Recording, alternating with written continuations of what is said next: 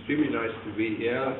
It's some 13 years ago I was last here, and very nice to be back. Very nice to see a lot of old faces and some new. I'll be talking on a subject which, at the time, 13 years ago, I knew very little about. But fortunately, at that time, a lot of people were in the same position. In fact, very few people knew much about sustainable biofuels for aviation. But in the last few years, that has very significantly changed. So, the structure of what I'm going to be talking about today, if you look at that, the middle 4 bullets there, you get a sort of matrix of the supply issues, sort of talking about biofuels, but then talking about where should they go. They don't have to come to aviation. And then, so we start looking in the shorter term, and then we look a bit further out and see if are there any limits that we'll be pushing against. And that's tops and tails with, at the end, we will explore something that can be done to change one of those limiting barriers. But we start off with exploring what's the point of aviation biofuels. The approach I'll be taking today is much of what I'm saying, and particularly until the last point, is really a synthesis of a conference that Greener by Design organised back in October last year. And so I'm indebted to a number of speakers at that event for some of their slides, particularly E4Tech, who are consultants advising the Committee on Climate Change, that's in the UK, and Ecofis, who are the consultants advising the European Commission on their biofuels policies. And the last part will be this additional pathway, which I call just mysteriously ICE here. But that again, it links back to Greener by Design in 2007 at our conference when the chief scientist from NASA Langley was the first time that put forward these ideas, and you will see these ideas explored at the end. The geographical scope of what I'm talking about, it'll range between the UK to Europe to worldwide and back again. And it's just that some of the stuff has to be global given the nature of the subject, but when you get on to government policies, then it comes a bit closer to home and you come to Europe and the UK. But what is underpinning the whole talk is the concept of sustainability, and I know that, again, over the last 13 years with here and certainly in Airbus, that has become very much to the fore and taken on board. I mean, obviously, it's for society, it's as a guiding principle, but for business, it provides the license to operate, and it is an opportunity to add value. And some of the stuff I'll be talking about is relating to EU and EU government policy, and because the EU is the forerunner in wrestling with these problems, so I think it's very relevant. So we come to the first point, what is the point? And the title, it was Sustainable Biofuels for Aviation. So there are two elements to that subject. Here I'm really addressing the question of what's the point of sustainable biofuels. And so you leap straight into a curve like this, and I'm sure many of you have seen lots of curves like that. They usually come from the IPCC, but typically you will see a rate of production of CO2 which is going up, and you will see some projections there for current policies, and that is an unsustainable outcome. This slide and the next two slides are both taken from the International Energy Agency. They produced a World Economic Outlook last December, and they are historically an organisation that's very associated with fossil fuels, and so isn't very engaged with sort of environmental climate change issues. But that has changed, and the fact that they really have taken climate change on board and the significance for energy, I think is very significant.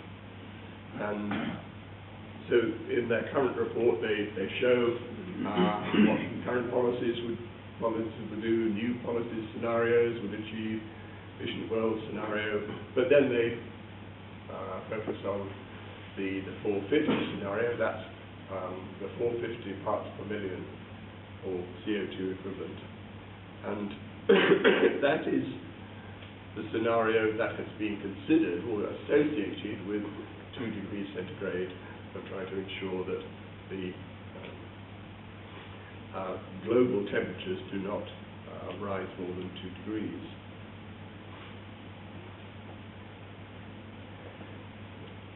The curve on the left is just another way of putting those slides, but here it's the cumulative, and so there you see it's the 450 is sort of peaking and coming down, trending towards 450. But that's the most aggressive of those 3 scenarios.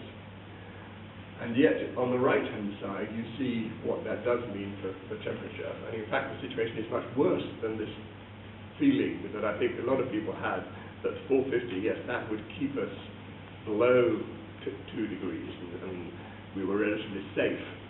But actually, this is saying, it's about 50-50.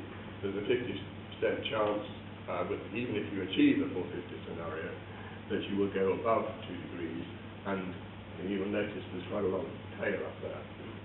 So achieving 450 or better is key. And if you then work this through sort of back into tonnage on the left, so 2010, 48.7 gigatons, and you'll see 2020, 45.9. So with the 450 scenario, you will need to have peaked during this decade and be on the way down, and by 2035, you're at 33.2 gigatons. Switching from the IEA information to material from our conference in October. And this, and a few of these slides are taken from the Committee on Climate Change's input, and we had the Chief Executive, David Kennedy. And so you start, this sort of logic goes round in a curve. You start with 2 degrees, and that's the scenario leading through to emissions of about 20 to 24 gigatons globally by 2050, and that's just a continuation of the curve that we saw. It was 35 million before. You then bring it down to a per capita basis, and here, interestingly,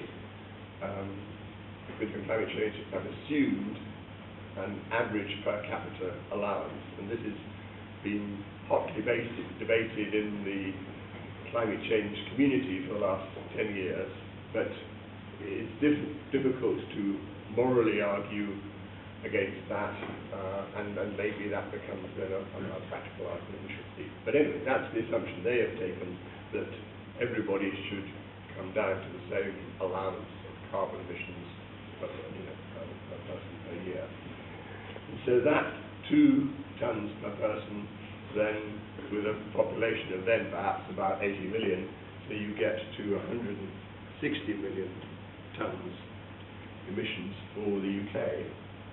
But whilst that may sound a lot, I mean, it compares with 695 in 2006. And if you compare with 1990, which is the base for normally measuring CO2 reduction, you find an 80% target. So the UK target for 2050 is an 80% reduction.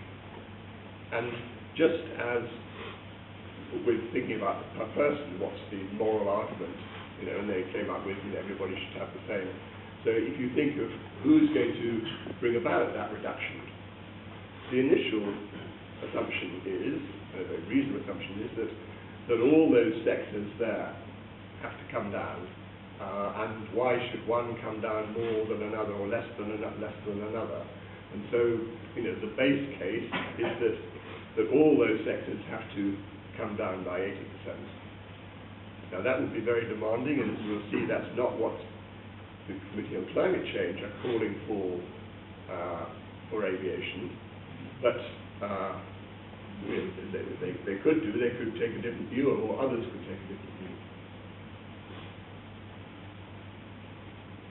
So let's then take a look at biofuels and how it's starting to enter the world of aviation. And if I'd given this talk a few years ago, it would have been quite different. There's been a lot of progress in the last few years. If we go back 10 years, there may have been a debate about this first point, drop in fuel. There was a lot of talk about hydrogen and sort of other fuels, what other fuels there might be. But people have very much firmed up on the idea that the fuel must be drop-in, so that all the existing infrastructure can be used, and all the aircraft flying today can use this new sustainable fuel. So that's taken as read these days. In terms of feedstock, there was a whole first generation of biofuels, when the first thoughts of biofuels being a way of capturing CO2 and therefore more sustainable than fossil fuels. There was a great surge into biofuels, the first generation surge. And there, in practice, a lot of the biofuels that were produced, the overall process generated more CO2 than if they'd burnt fossil fuel. And so that was a ridiculous way to behave.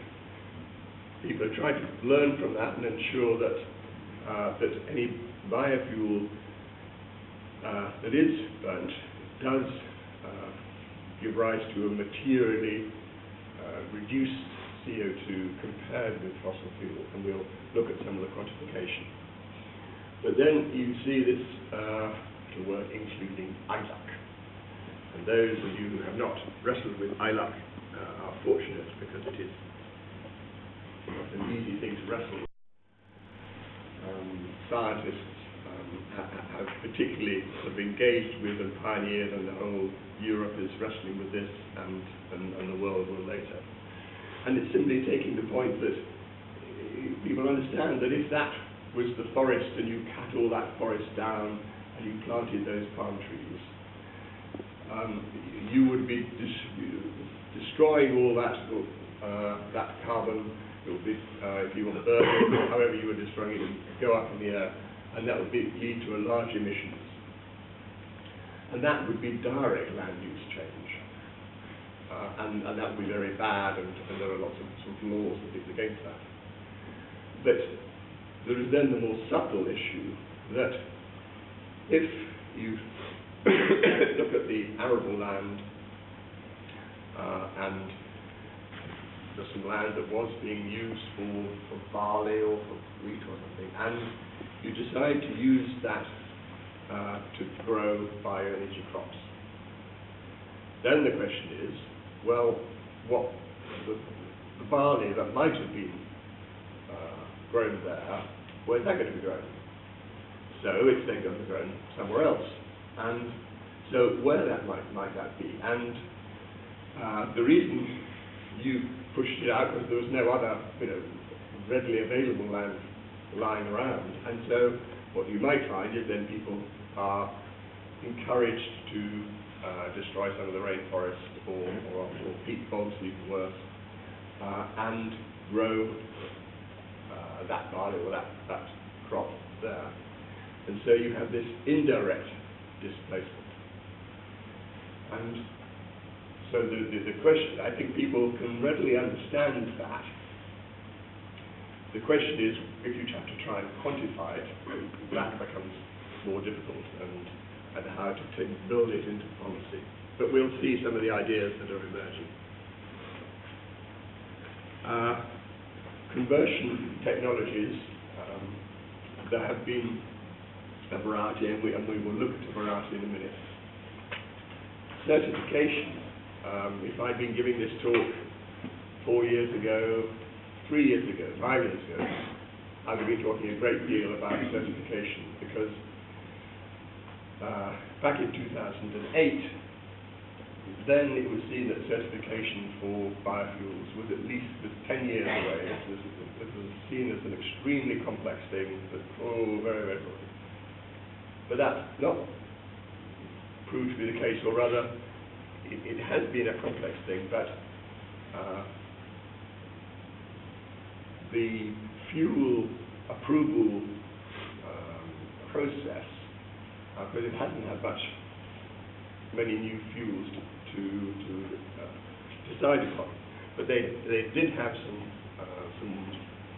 some work to do in the 90s, and that helped them be prepared to consider new systems. And I must say, with the lead from Boeing, they've really reassessed the whole process of fuel approval and what is involved in that process. How do you go about it, and really what are you approving?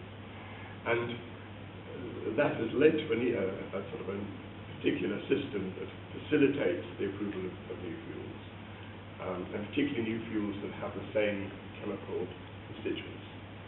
And that has led to the approval of oil-based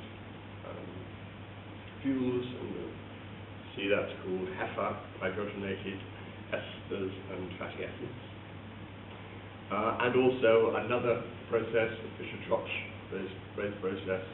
And now both these fuels are certified at a level of 50%. So aircraft can fly with these fuels, and if it's not more than 50%, that's fine. There are issues about aromatics that are not in the basic fuels, which is why you need some fossil fuels at the moment. So the 50% is the limit, but it is not a constraint, and it won't be for a long time until we overall get to a 50% or beyond 50%. We will come to supply chain and cost effectiveness in a minute. This chart, there have been many variants of this chart, and there will be many new variants again of this chart. But this one is taken by Ifotech, and it's just showing on the left-hand side different feedstocks. You then go into some intermediate products. You then have the main processing, whether fermentation or essentially on the whole Fischer-Tropsch, or pyrolysis and hydrothermal. And then you have the final refining processes and the jet fuel blends. And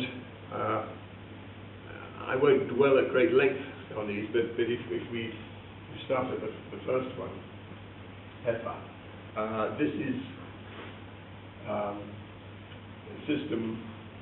It was sort of pioneered, the processing of it, particularly by UOP Honeywell, and most of the flights that have taken place, the demo flights demonstrating the ability to fly with biofuel, have been using this path and using UOP processed fuel.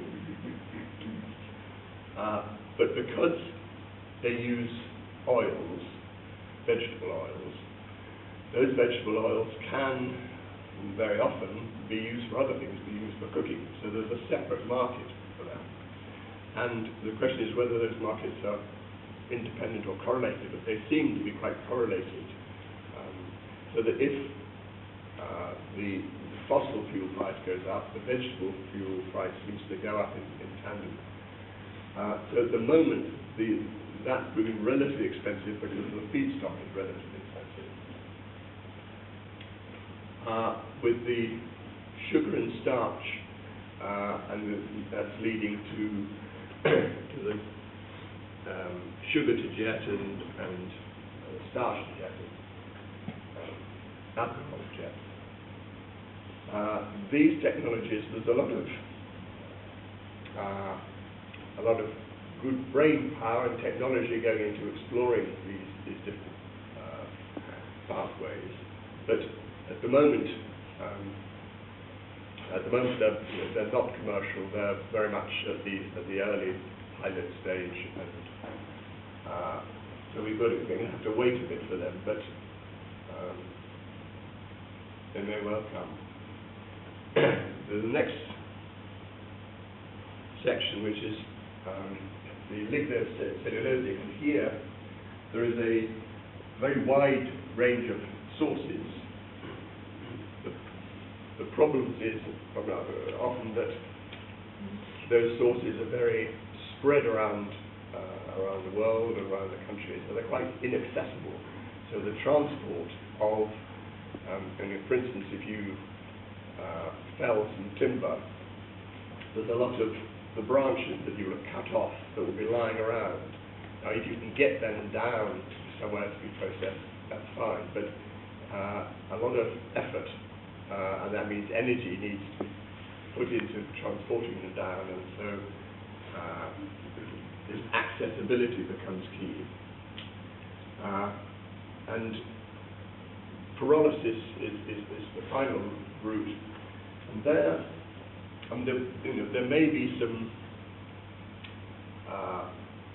ways of addressing this transportation problem. If you have units like this, for instance, which are relatively small, the fisher troughs tend to be very large. Pyrolysis units are going to be much smaller, so you can have a local pyrolysis unit pyrolyzing the lignocellulosic, and then turning that into a pyrolysis oil, which is then much more easy to transport, or you could ship it out, and then it could go to a large processing plant. Can you explain the process of pyrolysis quickly? Pyrolysis is essentially heating the wood without flame.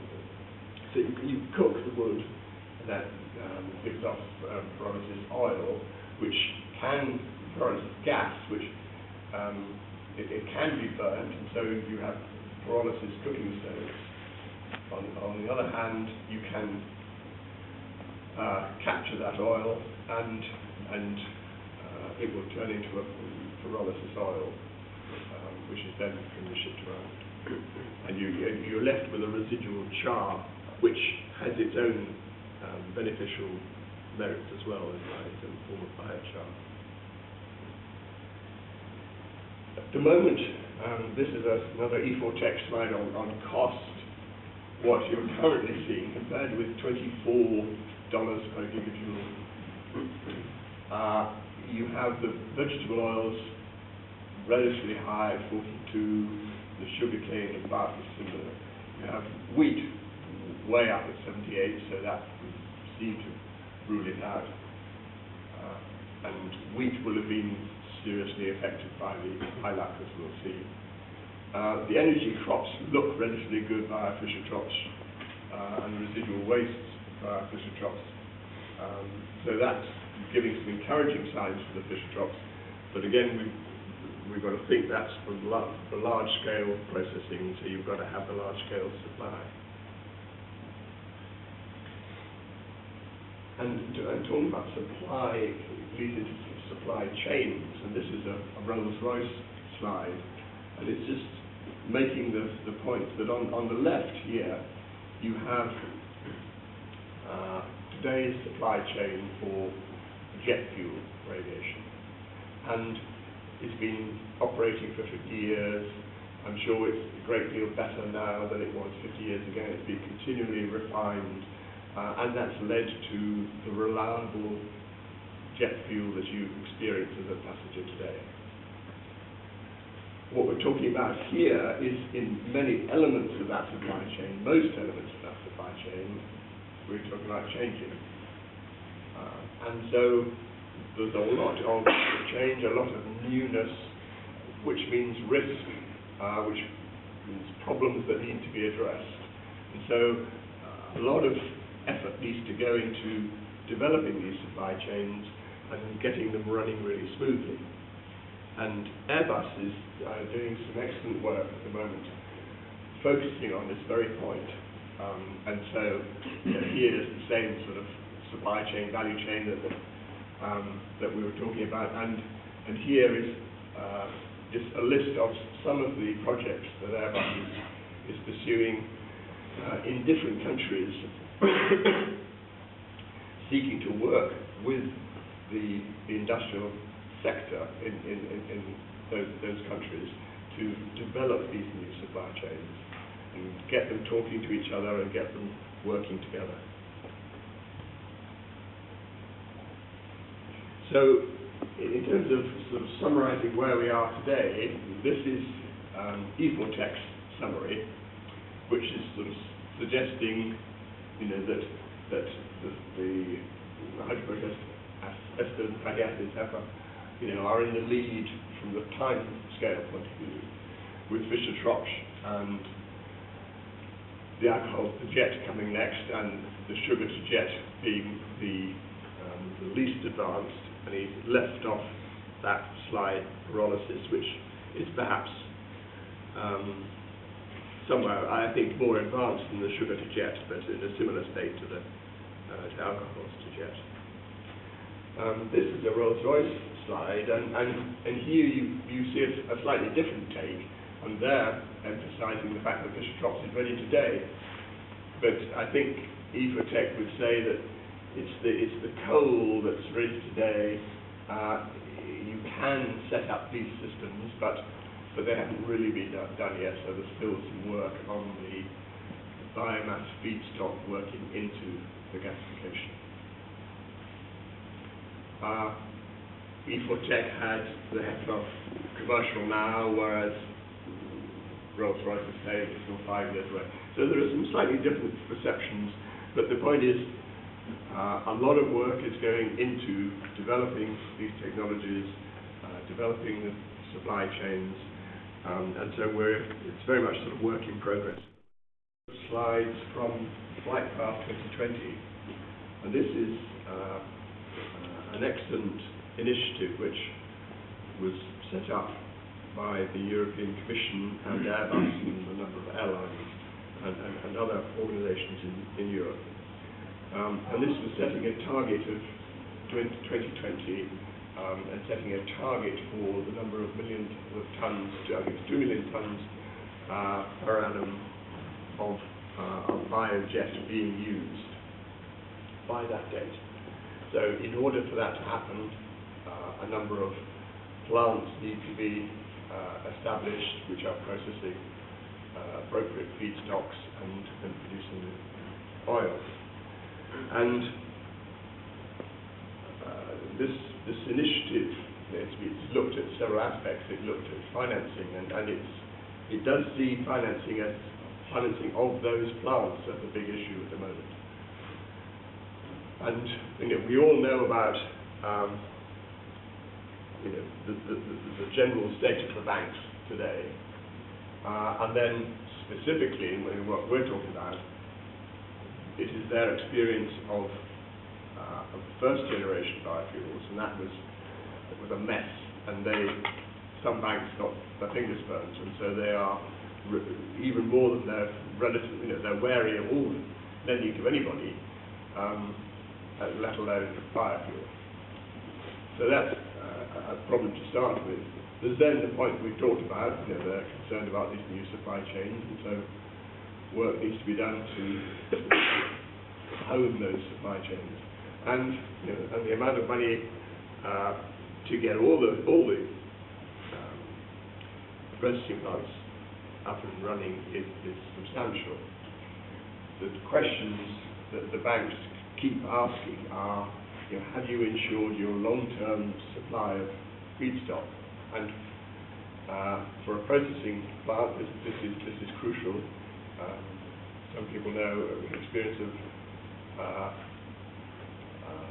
of incineration plants, and then incinerating waste, that you have to be careful that you're not creating new waste to feed this great monster. And the same here, you've got to make sure that you've got sustainable supply of genuine feedstock that is going to be able to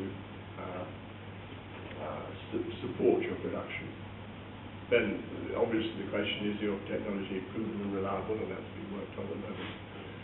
But then there's a key question at the end. Do you have a long-term contract with a buyer for your biofuel? And this is something significant that the airlines can do. They are in a position to sign up to long-term contracts. They don't have to, it doesn't have to be for all their requirements. It could be a limited amount of their requirements. But if they're able, they know they have a long-term requirement for fuel. If they're able to sign up to so many tons, so many million tons from a particular supplier, a particular project, then that can really help get that project up and running. So there you have a picture of a great deal of activity, a great deal of progress since a few years ago, but we're still in the middle of really getting things moving. But the question is then, supposing if you produce the biofuel, where does it go, and does it necessarily come to aviation? The answer is no. And then the question is, well, does it matter? Does it matter whether it comes to aviation? And there are two ways of looking at this. The first point, it's the basic scientific point, and there the answer is no, it doesn't matter. So in terms of concern about climate change, CO2 emissions into the atmosphere, if the CO2 is emitted here or down the road or the other side of the world, makes absolutely no difference. The fact is the emissions have taken place, and that is the problem. So you could say, okay, well, this biofuels can go to road transport, that's fine. But then there's the practical business issue. If you are running a company, you have shareholders, you have stakeholders, you have employees, you have people you're responsible for. In a world where we've seen that nationally there's got to be an 80% reduction by 2050 in emissions. So if what you're responsible for, you're not seen to be doing everything that you can to reduce your emissions, then you're very vulnerable for having your head chopped off as an individual, but for an industry, suddenly that industry not being supported, or that industry being given penal taxes or whatever. So it's in practical business, and I think that's why you're seeing a lot of airlines around the world form the Sustainable Aviation Fuel Users Group, really trying to get this sustainable biofuels for aviation going, because they know that their customers, the airlines, are going to need it. So, if there's a desire to bring that biofuel towards aviation, is it a level playing field in terms of government involvement, taxes, etc.? And usually people say, okay, if it's a level playing field, that's fine. this is an area where certainly government are heavily involved. Here's a slide just showing the number of countries that have mandates for biofuel, not for aviation biofuel per se, but just for transport biofuel. And in fact, sorry, it's particularly on roads here. And you're seeing a range of different degrees, whether it's 5%, less than 5%, 10%, is being established as a mandate. And the mandate is a strong action by government, requiring companies to achieve a certain level. If you come closer to home, to the UK, this is a slide from Jonathan Council at British Airways, and that's what they experience. So the fuel cost compared with biodiesel, the actual fuel itself, is pretty similar in cost. But with aviation, it's becoming part of the EU ETS, so there's a bit of additional cost there. But on the left-hand side, you see that hatched red area, and that is the impact of the Renewable Transport Fuels obligation, the RTFO, and the certificates, RTFC. This could have been written just for all transport fuels, but in practice it was written in the UK for road transport only. And so there is a mandate. Everybody's got to achieve this level of this percentage of their fuels, which is biofuels. And so that bids the price up for these rare biofuels, but it doesn't have any impact on biojets because they're not caught by the mandate at all. So, not surprisingly, the vast bulk of the biofuel that is the liquid biofuel that's around at the moment is going to road transport. So, in Europe, where the European Commission has the responsibility for these issues, competence, and they have three policy tools that they use: RED, FQD, and ETS. And sustainability underpins all these. Now, they've learned from the experiences of the first generation. And they've RED and FQD, they've tried to harmonise and make sure that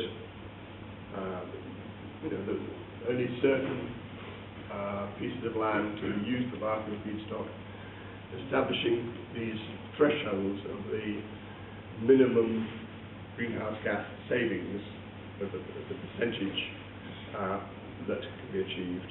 And then there are a number of additional criteria which have been expected to be added later. Now, a crucial one of which is the impact of ILUC. In October, in our conference on October the 16th, we benefited from a leak of this proposal, which the proposal finally was announced on October the 17th. And this is what it said, and it gave a 5% cap for biofuels produced from food crops. That's overall biofuels. And for certain residues, it double counted. For other residues, it quadruple counted. So this was trying to make some sources seem better than others, and so provide incentives for reduction of those sources. The greenhouse gas savings has been sort of ratcheted up. So for any project now starting after January 2014, there has to be at least a 60% saving now. And so far it seems the impact of ILUC is been particularly strong on oil seed products. And this I will have a cup of tea.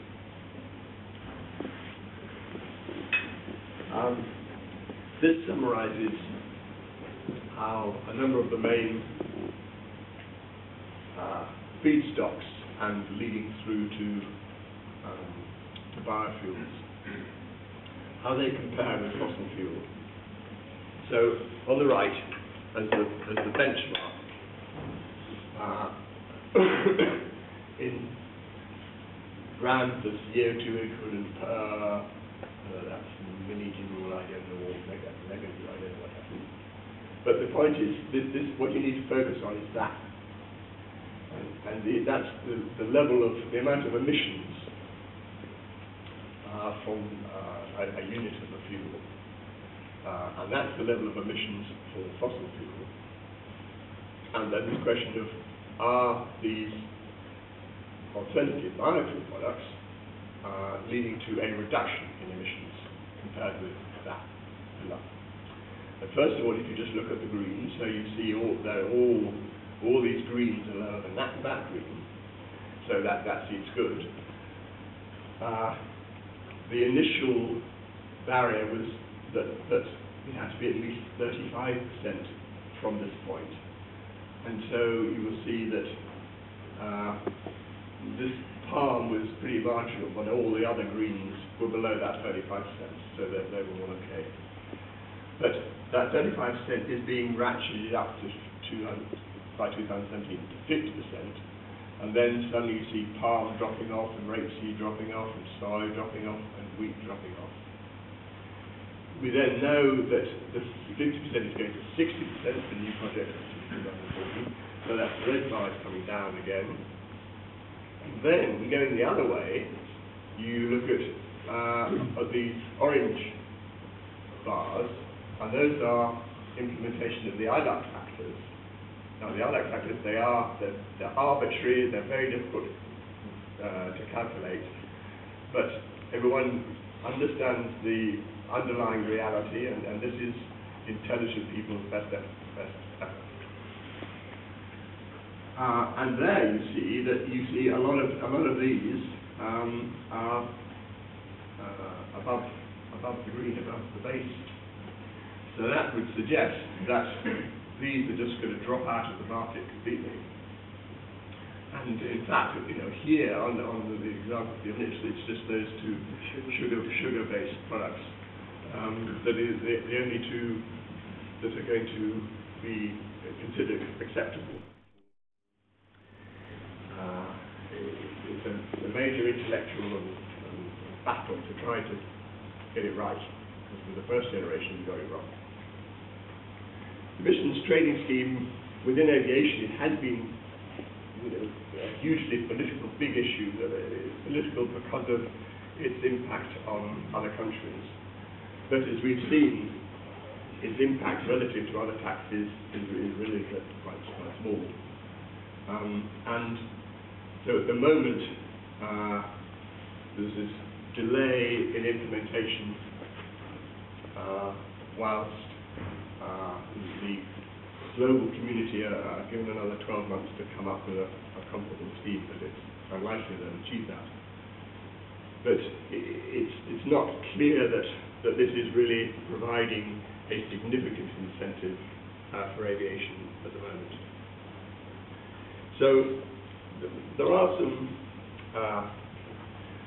options of other things to be done. Now, one of the crucial things is that the directive, in red,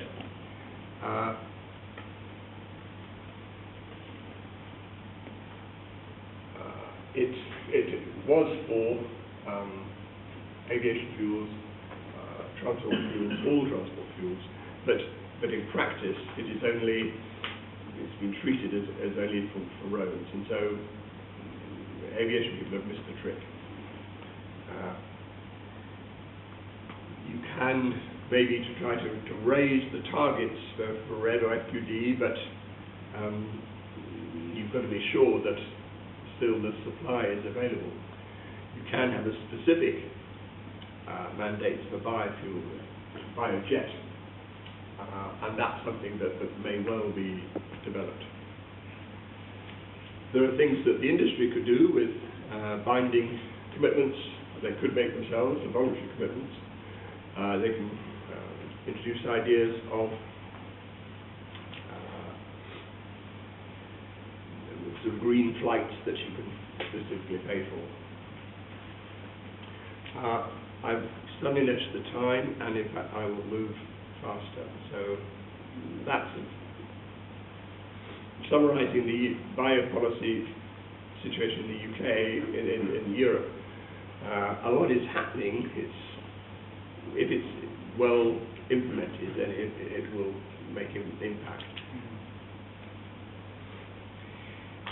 So we've looked at where things are now, and it's in turmoil in terms of production and in turmoil in terms of policies.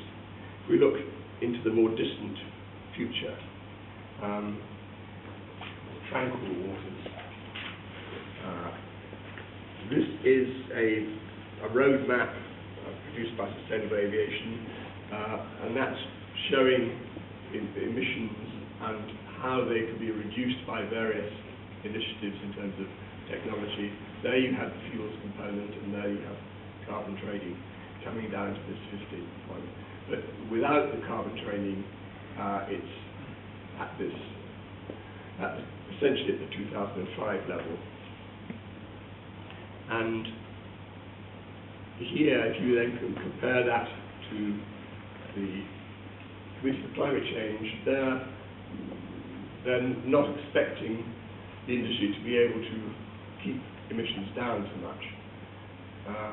Sustainable Aviation had the highest growth assumptions, but at the same time they were the most ambitious in terms of their ability to mitigate that carbon. The net result that the Committee on Climate Change came to was that 10% penetration seemed to them about right, and said 10% was consistent for aviation with 55% increase in flights, 60% increase in passengers. But that's lower than industry would like. But that 10%, so if we think of that 10% penetration by 2050, the bioenergy report that the Committee on Climate Change produced makes some very interesting qualification of that. Namely, it says that the lower penetration requires unforeseen technology breakthroughs or radical behaviour change. And that's saying that really this contribution to carbon reduction from biofuels is really needed. And if it's less than 10%, then we've got to find out somewhere else, and we don't know where it's going to come from. And it's going to need exceptional technology that doesn't exist or radical behaviour change. So it needs to be at least 10%. But at the same time here they're saying that higher penetration will be unsafe from the sustainability perspective, encroaching on land, requiring food production or higher biodiversity. So we have a dilemma here. This slide just looks at how the costs, and this is a projection of fossil fuel prices. Here, these two vertical arrows, you have a projection of how costs might come down in the future. And at a point here, around about 2025, 2030, there's a crossover, and that's where a substantial pickup is expected. And this is the E4 tech, and with a substantial pickup happening around that period. Land availability, and then this is looking at the boundaries. Here, this is looking at 100% of aviation and fuels,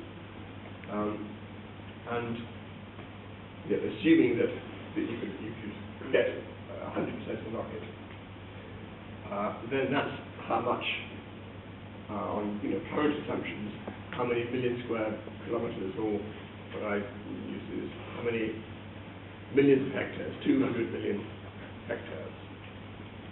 But there are other requirements, because there are other transport fuels and other biomass requirements. So these three bars are different ways of seeing the biomass, biofuel pressure on land.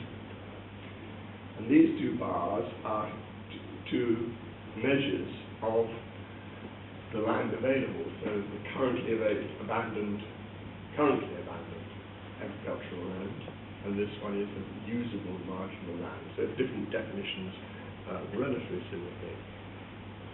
And so this is saying that, okay, if there was just aviation, then we've got enough land to provide aviation biofuels.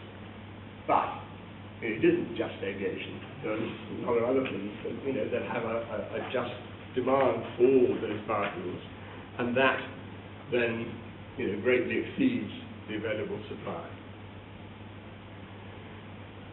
This is a way of summarizing things. So here, it says limited scope of bioenergy on land required for food.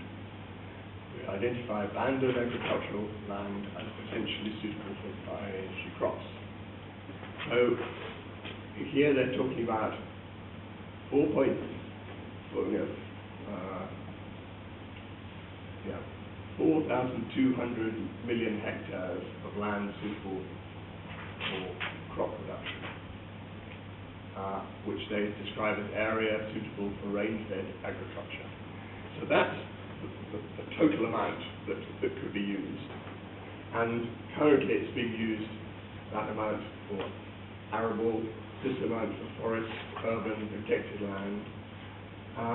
And so that there is this abandoned agricultural land, which is what they're focusing on. Maybe we can use this. And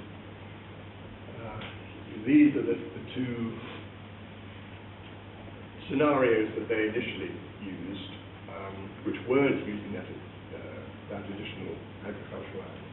And these are two scenarios where they're exploring if they took over land that is currently agricultural land. And there are some serious downsides to that, but they think, well, maybe you can improve productivity in that land use, or maybe you change your diet and you move away from meat and so you eat vegetables, and that requires less land. Maybe. And this one is attacking the natural habitats, and that would threaten biodiversity. And so what you're seeing here is the committee, coming up against the buffers of availability and looking to see, well, what's the other side of the buffers and how bad does that look. But this is the process we need to do, and even if you had that further land conversion, it is still small compared with the total energy requirement. So there will still be some trade-offs between sectors. So I have one slide for this topic, and then where should it go in the longer term? And I'd like to just dwell on this slide for a moment, because it's powerful. What this is saying, it's not time constrained.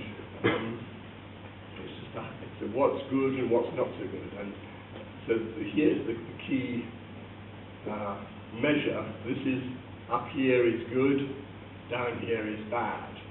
So the committee is taking a firm view that liquid biofuels for surface transport, so that's what aviation has seen as its competitor in terms of where the fuel go. They consider that is not a good use of the biofuel.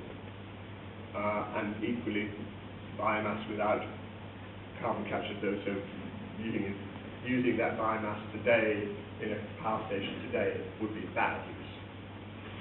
Up here, wood in construction would be good. Making use of any heat that is generated in industrial processes that may come from biomass would be good. And so then there's this middle bit, and this is the bit that is new. At the moment, there is no carbon capture and storage.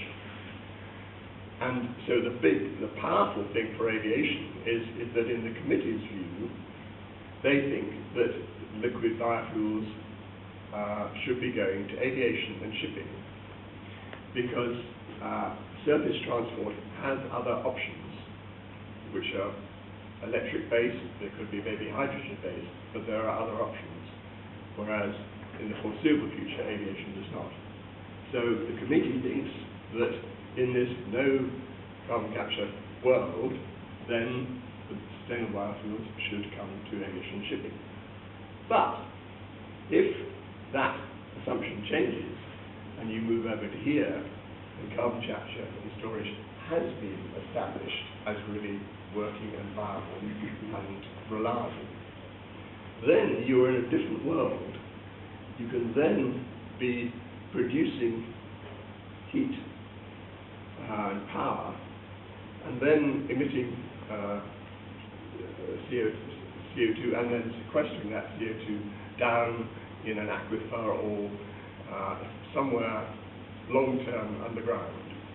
So if you're starting with biomass, you're taking CO2 out of the atmosphere, and then you're burning that biomass, and you are then sequestering it. You're getting the power, and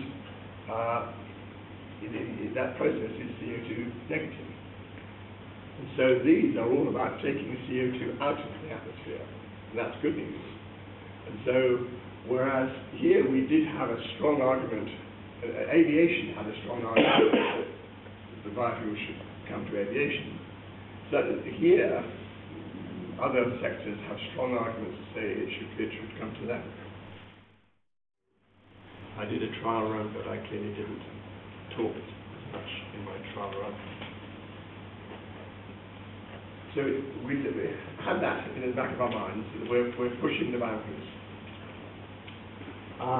So we come back to this slide, and here we have this is the measure of, this is 100%, and various sectors are doing things with bits of it, and what can be done? How can we use that land? And the issue is, what have they taken as 100%? And there it just says for crop production, land suitable for crop production. There it says more specifically for rain-fed production. And there is this relationship between water, energy, and food, and all land is involved with all three of those. But this there's been a lot of work in the sustainability community about this nexus, this interrelationship between these three components. Now, if we go back 10,000 years, a long way back, that's where we first started agriculture. And we've been doing it for a long time because we know what it is. And we know that agriculture requires water, and we know that when we say water, we mean fresh water, but we don't say fresh water because it's a long word, and everyone knows that water is the same word, and that's what we mean. But the crucial point is that that paradigm in which we've lived for the last 10,000 years is a false paradigm. The reality is that agriculture does require water, but the level of salinity of the water needed depends upon the type of crops being grown. So if you are growing salt tolerant plants, then they require or they tolerate salt water. If you're using non-salt tolerant plants, then they will require fresh water. And in practice, there is a whole spectrum of levels of salinity and plants that tolerate and like different levels of salinity. 97% of the world's water is salt water in the sea. At the moment, we're focusing on the 3% and trying to make it all work with the 3%, and we're ignoring the 97%. So if we try and shift this paradigm, if we don't obsess about the 3%, we look more widely, we realise that you can have a system where seawater is pumped up into the land. We've been pumping fresh water for thousands of years after we used screws and things to pump seawater up into the land. Then you have a virtually infinite supply. There are thousands of naturally occurring salt-tolerant plants that exist today as potential crops. And there are hundreds of millions of hectares of coastal desert that could be productive. We realise in this new paradigm that farming this land does not require existing farmland, so it's not competing in that 4.2 billion hectares of land battle. It does not require fresh water. It does not trigger any adverse ILUC, so the orange bars would be 0 or close to 0 in a desert sense, is 0. From the seawater farming, you can grow aquaculture, crops, food.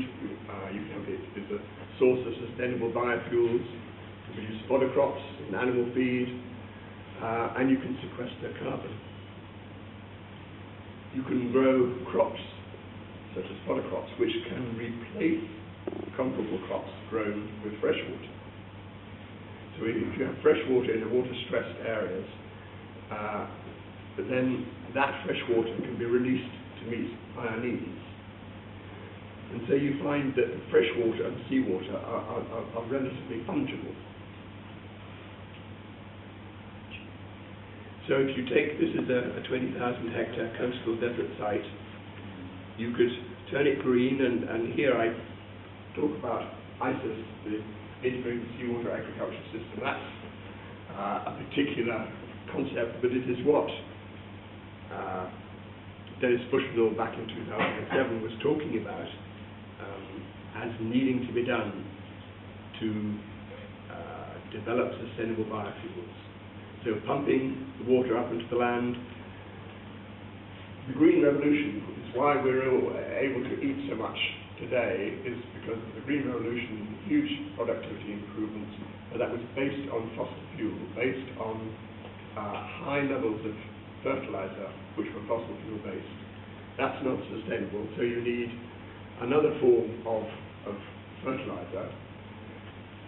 In farms in this country, and back for generations, in a mixed farm, you produced your own fertilizer, and that was the cows and the pigs, and you put the manure out on the field, and that's where you got your nitrogen, your fertilizer from. You can do just the same with a seawater farm, and you do that with shrimp, fish, sea cucumbers, whatever. So they produce a very valuable food crop, but they produce a lot of effluent, which then goes with the water to irrigate and nourish. You have meadows with a whole variety of plants, but this is looking at Salicornia, which is one of the most promising ones. Forests of mangroves, fantastic production of biomass. And then as the water gets more saline, there are other niches that you can exploit in terms of microalgae, in terms of tilapia, which are then food, which then feed back to the aquaculture. And you can take it as far as salt. This is a photograph of seawater farm Eritrea, which was the world's first seawater farm doing exactly what I've described. And the Great Quaisi with the inlet comes in there, the fish farms along here, then it comes around. You've got Salicornia fields, and then mangroves being planted here with intercropped with Salicornia. That was I think less than 2 years old, that mangrove, and you get the sense of the ability of mangroves to sequester carbon is second to none. And indeed, that whole coastal ecozone that we're developing here is one of the richest in carbon sequestration. Here's a field of Salicornia, macroalgae. You can turn it into, this is some while ago in biofuel, this is more ambitious scheme of having a biorefinery to produce a variety of products, but in particular producing sustainable biofuels. So to sum up, what this is all about is bringing this nexus, that if you address food, it has an impact on water, if you address water, it has an impact on energy. They're very tied together. The way of releasing the tension in that nexus is to bring more resources to that nexus.